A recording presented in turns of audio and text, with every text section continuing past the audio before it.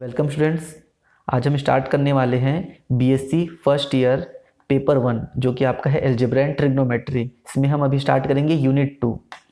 तो यूनिट 2 में आपका थोड़ा सा पार्ट मैट्रिक्स का है और जो हाफ पार्ट है वो आपका थ्योरी ऑफ इक्वेशन है। स्टार्ट करते हैं। देखिए ये आपको एक इक्वेशन दिया हुआ है ए नॉट एक्स की power n plus a one x की power n minus one plus a two x की power n minus one up to a n is equal to 0, जहाँ पर आपके ये a naught a one a n है, ये सारे के सारे रियल नंबर्स हैं। तो इसे हम कहेंगे कि ये पॉलिनोमियल इक्वेशन है एन डिग्री का। देखिए किसी भी जो पॉलिनोमियल है उसमें जो हायर पावर रहता है उसे ही उस पॉलिनोमियल की डिग्री कहा जाता है। जैसे कि यहाँ पर हायर पावर एन है तो ये डिग्री एन का पॉलिनोमियल हुआ। और एक बात आप हमेशा ध्यान रखिए कि किसी भी पॉलिनोमियल में जितना डिग्री होता है उतने ही उसके रूट्स होते हैं। जैसे कि यहाँ पर एग्जांपल दिया हुआ है a naught x plus a one is equal to 0। ये आपका एक लीनियर पॉलिनोमियल है। लीनियर मतलब रैखिक। तो इसका पावर कितना है 1 है। ये एक डिग्री का पॉलिनोमियल है, इसलिए इसके पास सिर्फ एक ही रूट होगा। सेकंड वाला a naught x square plus a one x plus a two is equal to 0, ये एक क्वाड्रेटिक या फिर वर्ग समीकरण है। इसके पास 2 रूट्स होंगे। और ये आपका थर्ड वाला है क्यूबिक या फिर घन, तो इसके पास 3 रूट्स होंगे क्योंकि पावर कितना है यहाँ पर हायर 3 पावर है। तो चलिए अब हम देखते हैं relation between the roots and coefficient. सबसे पहले हम देखते हैं क्वाड्रेटिक इक्वेशन के लिए रूट और कोफिशिएंट में क्या रिलेशन होता है। रूट मतलब होता है मूल और कोफिशिएंट मतलब जो ये मल्टीप्लाई होते हैं ना एक्स के साथ, वो कहलाते हैं कोफिशिएंट। देखिए फर्स्ट आपको दिया है क्वाड्रेटिक का एक बेसिक जनरल ये फॉर्म है a naught x square plus a one x plus a two is equal to 0। मान लेते हैं कि अल्फा और बीटा हमारे रूट्स हैं। क्योंकि यहाँ पर डिग्री 2 है इसलिए हमारे पास सिर्फ 2 ही रूट्स होंगे। तो अल्फा और बीटा हमने मान लिया कि वो दोनों रूट है। तो देखिए रूट्स का सम अल्फा प्लस बीटा मतलब क्या हो गया, आपने मूलों का क्या कर रहे हैं योग। तो रूट्स का जो सम होता है वो किसके बराबर होता है। देखिए आप ये बात हमेशा याद रखना कि कभी भी रूट्स का जब आप सम करते हो तो वो होता है माइनस ऑफ सेकेंड टर्म। जैसे कि एक्स स्क्वायर है, एक्स स्क्वायर के बाद वाला टर्म कौन सा है एक्स वाला। एक्स का जो कोफिशिएंट है वो क्या है यहाँ पर a1 है। a1 अपॉन जो हायर पावर है उसका कोफिशिएंट, मतलब जो हायर पावर है उसके कोफिशिएंट को आप नीचे रखेंगे और उससे एक जो कम पावर का कोफिशिएंट है उसे आप ऊपर में रखेंगे। तो ये हो जाएगा अल्फा प्लस बीटा मतलब रूट्स का सम। मूलों का योग होगा minus a1 upon A not. और सेकंड है मूलों का गुणनफल। रूट्स का जब आप मल्टीप्लाई करोगे अल्फा इंटू बीटा तो आपको क्या मिलेगा a2 अपॉन ए नॉट। मतलब a2 क्या है, a2 यहाँ पर आपका कांस्टेंट टर्म है।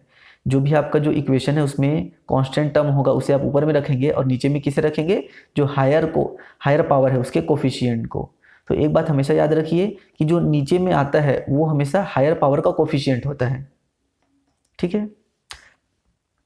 सेकंड देखते हैं हम क्यूबिक के लिए। अगर आपको एक क्यूबिक इक्वेशन दिया हुआ है ए नॉट एक्स की power 3 plus a one x square plus a two x plus a three is equal to 0, तो यहाँ पर हायर पावर कितना है 3 है, मतलब हमारे पास 3 रूट होंगे। हमने मान लिया कि 3 रूट्स हैं अल्फा बीटा और गामा बी द रूट्स। तो सबसे पहले मैंने आपको क्या बताया था कि मूलों का योग कितना होता है, जो आपका हायर पावर है हायर पावर का कोफिशिएंट उसे नीचे में रखेंगे और उससे जो कम पावर का कोफिशिएंट है, कम पावर का टर्म्स है, उसके कोफिशिएंट को ऊपर में रखना है और माइनस लगाना है। सेम यही चीज़ आपको यहाँ पर भी अप्लाई करनी है। यहाँ पर आपका जो हायर पावर है वो कौन सा है एक्स की पावर 3। एक्स की पावर 3 का कोफिशिएंट यहाँ पर ए नॉट है। तो ए नॉट को कहाँ रखेंगे आप, नीचे में, सामने में माइनस लगाएंगे और जो उससे कम पावर का है उसके कोफिशिएंट को आप ऊपर में रखेंगे, मतलब a1। समझ गए क्या हो रहा है यहाँ पर। तो मूलों का योग क्या होता है minus a1 upon A not. ठीक है। अब देखिए ये होता है मूलों का गुणनफल।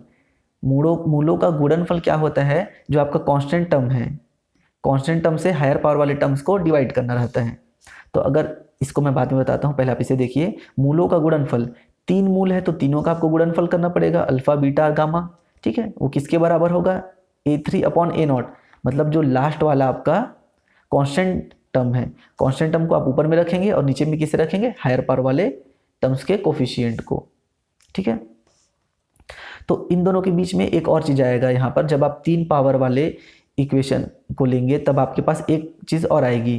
देखिए यहाँ पर अल्फ़ा इंटू बीटा है, 2 मूल का आपने गुणा किया है, प्लस बीटा इंटू गामा, फिर बाकी के 2 मूल का गुणा किया है, और तीसरे में आपने किया है गामा इंटू अल्फ़ा। मतलब बारी बारी से जो 3 मूल है उन तीनों का आपको मल्टीप्लाई करना है आपस में और फिर उसे जोड़ देना है। Alpha beta plus beta gamma plus gamma alpha, इसकी वैल्यू होती है, देखिए यहाँ पर फर्स्ट और लास्ट टर्म को ले लिया था आपने, यहाँ पर फर्स्ट और सेकेंड टर्म को ले लिया यहाँ पर, तो कौन सा बचा, फर्स्ट और ये वाला टर्म, तो A2/A0। एक चीज़ और, यहाँ पर आपका माइनस साइन आएगा। देखिए जब हमारे पास दो मूल थे तब यहाँ पर माइनस था, उसके बाद प्लस था। जब हमारे पास 3 मूल हैं तब पहले ये माइनस, फिर प्लस और फिर माइनस, तो ये हमेशा अल्टरनेट चलते जाता है। पहले आपको माइनस लेना रहता है, प्लस लेना रहता है, फिर माइनस लेना रहता है। अगर ये 4 पावर का अगर इक्वेशन होता तो यहाँ पर वो उस तरीके से आगे और बढ़ता। तो यहाँ पर बस आपको इतना ध्यान रखना है कि जब आप मूलों का योग करते हो तो क्या करना है, आपको माइनस लगाना है ना। देखिए यहाँ पर भी माइनस है। मूलों के योग में एक चीज़ कॉमन है कि आपको पहले माइनस लगाना पड़ेगा, और जो आपका हायर पावर है, हायर पावर का कोफिशिएंट है, उसे आप नीचे में रखेंगे हर बार। देखिए हर बार हायर पावर का जो कोफिशिएंट है वो नीचे में है ना। यहाँ पर आप क्या रखेंगे, सेकेंड वाले हायर पावर के कोफिशिएंट को। जब आप alpha beta plus beta gamma plus gamma delta करेंगे तो क्या करेंगे, यहाँ पर जो ये पावर है, देखिए ये हायर पावर है, ये सेकंड वाला है और ये थर्ड वाला है, थर्ड वाले पावर के कोफिशिएंट को रखेंगे और नीचे में हायर पावर के कोफिशिएंट को रखेंगे। और जब आप मूलों का गुणनफल करेंगे तो ये दोनों यूज हो चुके हैं, तो कौन सा बचेगा, ये कांस्टेंट टर्म को रखेंगे और उससे डिवाइड करेंगे हायर पावर के कोफिशिएंट को, मतलब A0 को। क्लियर है यहाँ तक?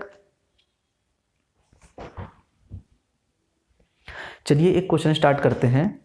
देखिए क्वेश्चन में आपको दिया हुआ है, घन समीकरण को हल करें, 2x³ - 9x² + 12x - 4 = 0 यदि समीकरण के 2 मूल बराबर हैं।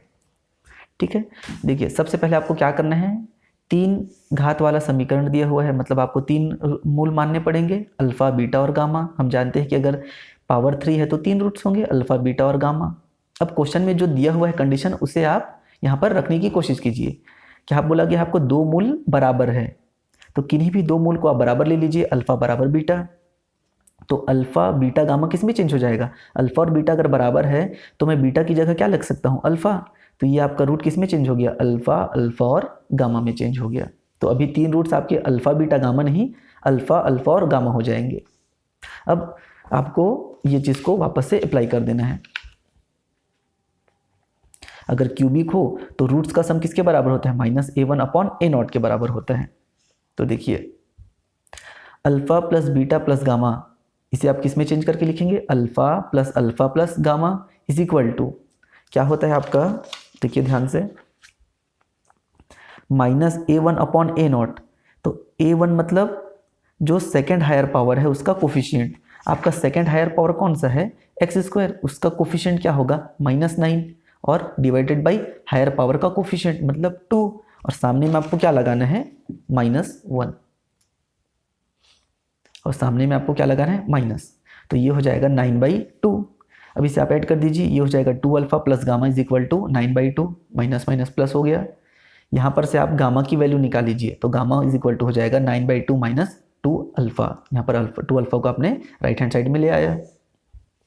अब सेकंड चीज़ देखते हैं, यहाँ पर सेकंड कंडीशन क्या होता है, alpha beta plus beta gamma plus gamma alpha is equal to A2/A0। A2 मतलब ये वाला टर्म x के कोफिशिएंट अपॉन हायर पावर का कोफिशिएंट। आपके पास x का कोफिशिएंट कौन सा है, 12 अपॉन हायर पावर का कोफिशिएंट मतलब 2। ये हो जाएगा alpha beta plus beta gamma plus gamma delta. सबसे पहले इसे आप किस में चेंज करेंगे, अल्फा इंटू अल्फा, क्योंकि आपके रूट्स क्या हैं, अल्फा, अल्फा और gamma. Alpha into alpha plus alpha into gamma plus alpha into gamma is equal to 12/2। ये हो जाएगा अल्फा स्क्वायर प्लस ये दोनों ऐड होके हो जाएंगे 2 alpha gamma is equal to, ये 6 बार में कट जाएगा तो यहाँ पर आ गया 6। अब देखिए यहाँ पर आपने गामा की वैल्यू निकाला था, इसे आप वापस से यहाँ पर पुट कर दीजिए इस गामा की जगह में फ्रॉम इक्वेशन 1। तो गामा की जगह आपने रख दिया 9/2 minus 2 alpha is equal to 6। जब आप 2 अल्फा को अंदर लेके जाएंगे तो ये हो जाएगा 2 से 2 कैंसिल हो जाएगा 9 अल्फा और 2 2 4 alpha square is equal to 6। ये हो जाएगा -4 अल्फा और ये alpha -3 alpha plus 9 alpha minus ये जो 6 है उसे इधर लेके आएंगे तो हो जाएगा -6। अब यहाँ इसमें आप माइनस का मल्टीप्लाई कर दीजिए, -3 से डिवाइड कर दीजिए तो ये क्या हो जाएगा अल्फा स्क्वायर, 3 से डिवाइड करेंगे तो ये हो जाएगा -3 अल्फा और ये हो जाएगा 2 = 0। यहाँ पर हमने -3 से भाग दिया। अब इसे आप तोड़ेंगे तो ये किस में टूटेगा, अल्फा -2 और अल्फा -1 में टूटेगा। इजी है, आप कर सकते हैं इसको। मतलब अल्फा की वैल्यू क्या आ रही है यहाँ पर 2 और 1 आ रहा है। तो अब क्या करना है, जब आपके पास अल्फा की वैल्यू निकलती है तो सबसे पहले आप इसे क्वेश्चन में पुट करेंगे और देखेंगे कि अल्फा की वैल्यू सही आई है या नहीं। जैसे कि ये आपका क्वेश्चन है 2x³ - 9x² + 12x - 4 तो इज इक्वल टू आपको 0 लेके आना है। जब आपने 2 पुट किया तो ये हो जाएगा 2 × 2 की पावर 3 -9 × 2 का स्क्वायर प्लस 12 × 2 -4 ये हो जाएगा 16 - 36 + 24 - 4 इज इक्वल टू 0। मतलब 2 क्या है, इस इक्वेशन का रूट तो बनेगा, ये तो कंफर्म हो गया। अब ऐसे ही हमको क्या चेक करना है, 1 के लिए चेक करना है। ये हो जाएगा 2 - 9 + 12 - 4 इज इक्वल टू ये आ जाएगा आपका 2 which is not equal to 0। मतलब क्या हो गया, 1 आपका रूट नहीं बनेगा। ध्यान रखिएगा, जब आपके पास अल्फा की वैल्यू आती है तो उसे आपको पहले क्वेश्चन में पुट करना है और देखना है कि वो रूट बन रहा है या नहीं एग्जैक्टली। तो यहाँ पर क्या लिखेंगे, so alpha is equal to 2 is the only root. मतलब अल्फा बराबर 2 ही आपका एकमात्र रूट होगा 2 और 1 में। ठीक है, तो आपने यहाँ पर क्या लिया था, अल्फा बराबर बीटा लिया था। तो आपका अगर एक रूट अल्फा है तो बीटा भी क्या होगा, 2 होगा। तो अल्फा बराबर बीटा बराबर क्या हो गया, 2। तो यहाँ पर आपके पास 2 रूट तो निकल गए। अब आपको तीसरा रूट निकालना है क्योंकि ये क्यूबिक इक्वेशन है तो आपके पास 3 रूट निकलेंगे। अब आप क्या कीजिए, इक्वेशन 1 में अल्फा की वैल्यू 2 पुट कर दीजिए तो ये हो जाएगा 9/2 - 2 × 2 मतलब ये 4 हो जाएगा। इसका आप एलसीएम लेंगे तो ये हो जाएगा आपका 1/2 क्योंकि ये हो जाएगा 9 - 8/2। इसे सॉल्व करेंगे तो आपका आ जाएगा 1/2। तो इस तरीके से आपके पास जो रूट होंगे वो 3 रूट होंगे, 2, 2 और 1/2। ये आपके 3 रूट है। इसे आप अगर इसको क्रॉस चेक करना है तो इसे आप इस इक्वेशन में पुट कर दीजिए, 1/2 भी इस इक्वेशन को सेटिस्फाई करेगा। अब हम देखते हैं special root of a cubic equation. जैसे कि कुछ क्वेश्चन आपको इस तरीके से दे सकते हैं कि आपके रूट्स समांतर श्रेणी में है। जैसे पहला वाला दिया हुआ है कि 3 रूट अगर समांतर श्रेणी में हो, एपी मतलब क्या होता है, अरिथमेटिक प्रोग्रेशन। अगर आपके रूट्स समांतर श्रेणी में है या फिर अरिथमेटिक प्रोग्रेशन में है तो आप रूट को अल्फा बीटा गामा नहीं लेंगे, आप उसे क्या लेंगे, a - d, a और a + d। मतलब अल्फा की जगह आप लेंगे a - d, बीटा की जगह a और गामा की जगह a + d। ये काम आपको तब करना है जब आपके जो रूट्स हैं वो समांतर श्रेणी में दिए हो। उसी प्रकार अगर रूट्स को जीपी मतलब ज्योमेट्रिक प्रोग्रेशन या फिर गुणोत्तर श्रेणी में अगर दिया हुआ है तब आप रूट को अल्फा बीटा गामा ना लेके क्या लेंगे, a/d, a और a × d। तो ये 3 रूट्स होंगे जब आपका रूट्स गुणोत्तर श्रेणी या फिर ज्योमेट्रिक प्रोग्रेशन में होगा तब। ठीक है, तो चलिए अब कुछ क्वेश्चंस करते हैं।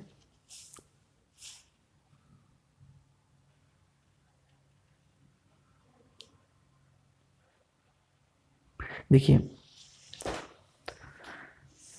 जैसे कि ये वाला क्वेश्चन है आपका, समीकरण को हल कीजिए x³ - 9x² प्लस ये आपका 23 है, 23x - 15 इज इक्वल टू 0 यदि मूल समांतर श्रेणी में हो। आपको दे दिया कि आपके रूट्स किस में है, एपी में है, अरिथमेटिक प्रोग्रेशन में।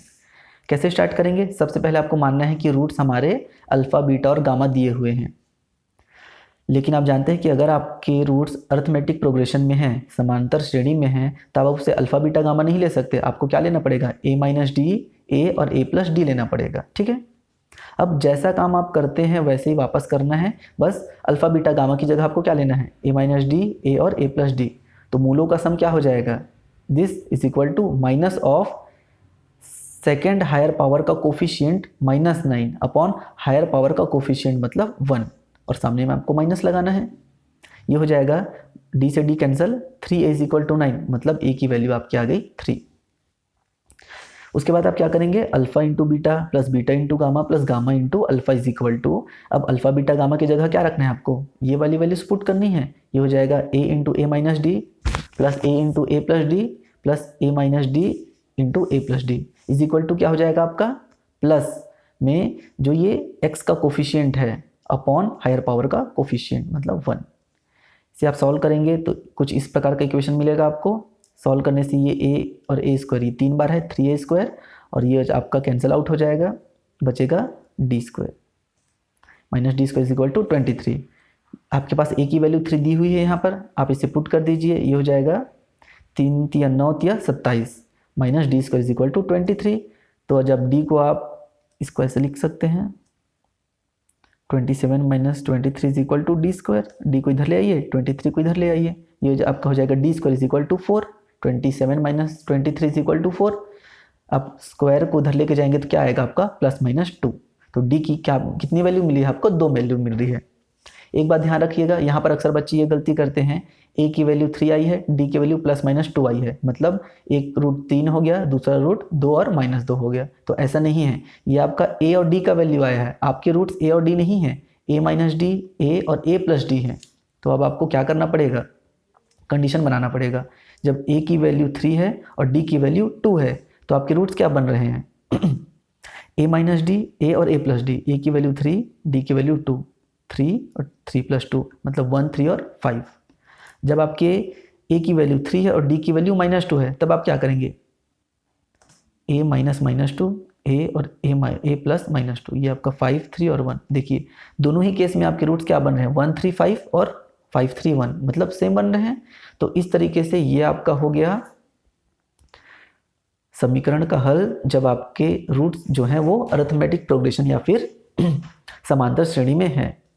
तो यहाँ पर आप ध्यान रखिएगा कि 1 3 5 या फिर 5 3 1 आना इम्पॉर्टेंट नहीं है, वो सेम आने चाहिए, रूट्स की जो वैल्यू है वो सेम आनी चाहिए। 1 3 और 5, यहाँ पर भी 1 3 और 5, तो ये रूट्स होंगे। तो आंसर लास्ट में क्या लिखेंगे कि आपके जो रूट्स हैं उनकी वैल्यू क्या होगी 1 3 और 5 होंगी। ये आपका हो गया आंसर। देखिए एक और क्वेश्चन यहाँ पर दिया हुआ है, समीकरण को हल कीजिए x cube minus 5x square minus 16x plus 80 is equal to 0 यदि दो मूल का योग 0 हो। तो इसे हम पहले क्वेश्चन के जैसे बनाएंगे। जैसे कि पहले क्वेश्चन में आपको दिया हुआ था कि दो मूल बराबर हैं, तो आप क्या लेते हैं alpha is equal to beta. यहाँ पर आपको क्या बोला गया है कि दो मूल का योग 0 है, मतलब आपने किन्हीं भी दो मूल, क्योंकि आपका 3 डिग्री का ये इक्वेशन है तो 3 रूट होंगे अल्फा बीटा गामा। आप क्या करेंगे, दो मूलों का योग क्या है 0, अल्फा प्लस बीटा बराबर 0 ले लीजिए। तो यहाँ पर से अल्फा की वैल्यू क्या आ गई माइनस बीटा। तो अब आप इसे वापस इसमें पुट कर दीजिए, तो ये हो जाएगा अल्फा की जगह आप क्या लिख सकते हैं माइनस बीटा। तो रूट्स क्या होंगे आपके माइनस बीटा, बीटा और गामा। तो आपने जिस तरीके से ये वाला क्वेश्चन बनाया था, पुराना क्वेश्चन बनाया था ना कि घन समीकरण को हल कीजिए यदि दो मूल बराबर हैं, तो आपने अल्फा अल्फा गामा करके बनाया था। अब आपके क्वेश्चन में क्या हो गया बीटा माइनस बीटा और गामा। तो पूरी तरीके से आप इसे पुराने क्वेश्चन के जैसे बनाइए और बताइए कि इसका आंसर क्या आ रहा है। इसी प्रकार एक और क्वेश्चन है, ये आपका होमवर्क है, इसे आपको बनाना है। और ये एक दूसरा होमवर्क है। देखिए क्वेश्चन दिया हुआ है, समीकरण को हल कीजिए 2x cube minus x square minus 22x minus 24 is equal to 0 यदि दो मूल का अनुपात 3:4 है। 3:4 है, इसका मतलब क्या है, एक मूल की वैल्यू आपको 3 के मल्टीपल में लेना है और दूसरे को 4 के मल्टीपल में लेना है और दोनों को बराबर लेना है। मतलब जैसे कि 3 पावर का है ये, तो 3 रूट होंगे अल्फा बीटा और गामा। तो आपको रूट्स को किस में चेंज करना है 3:4 में। तो किन्हीं भी अल्फा और बीटा को आप बराबर ले लीजिए और उसमें अनुपात को लगा दीजिए, मतलब अल्फा बीटा गामा किस में चेंज हो जाएगा 3 अल्फा 4 अल्फा और गामा में। ठीक है, अब वैसे ही काम करना है जैसा आपने पुराने क्वेश्चन में किया है। तो ये दोनों आपका होमवर्क है, इसे आप बना के मुझे पीडीएफ को सेंड कर देना। तो ये हो गया आपका थ्योरी ऑफ इक्वेशन का पार्ट 1 वीडियो। इससे रिलेटेड अगर आपको कोई सा भी डाउट है तो कमेंट बॉक्स में कमेंट कर दीजिए, और जो आपको होमवर्क दिया गया है उसे बनाइए। और इससे रिलेटेड बुक में बहुत सारे क्वेश्चन है, आप उसे भी प्रैक्टिस कीजिए, क्योंकि प्रैक्टिस करोगे तभी आपको अच्छे से समझ में आएगा। बुक में बहुत सारे वैरायटी के क्वेश्चन है, तो आप उसे सॉल्व कीजिए। Thank you.